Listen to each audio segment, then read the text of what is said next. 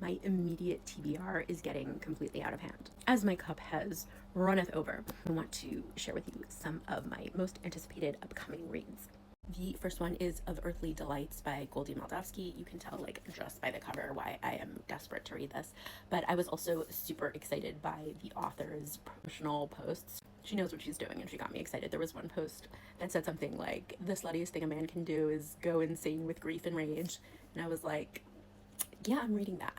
Next on my list is The Raven Scholar by Antonia Hodgson. I cannot tell you how many times I almost bought this book. I've basically been dying to read this since long before it came out, just based on the synopsis and what I'd heard about it. And then people whose opinions I trust started telling me it was great. And I kept seeing it in store and, like, look at that chunker. Like, I could just tell this was a book I wanted to be reading. And I kept saying, like, oh, you'll listen to it on audio, you'll get it from your library. This last time I went into the store, it was like, we are not waiting. We are not waiting. I want to read this book already. I have This Beauty, Forbidden Alchemy by Stacey McEwen. She is hilarious. I have loved her for so long. It makes me assume I will like her writing. Honestly, I wasn't sure if I wanted to read this, even though I love her, just because romantasy can really be hit or miss for me. But like alchemy is a trap word for me. When I hear the word alchemy, I want it. And it's so pretty. It's just gorgeous.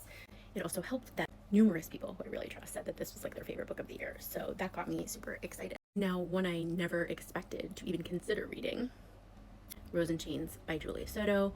I honestly had no interest in reading this. I'm not familiar with the source material. I know that the story it was based on was called The Auction, and any kind of like captive slave dynamic does not tend to be something that I enjoy. But I randomly decided to request an audio arc from NetGalley, and I was accepted, and I started listening to it, and so far I do not hate it.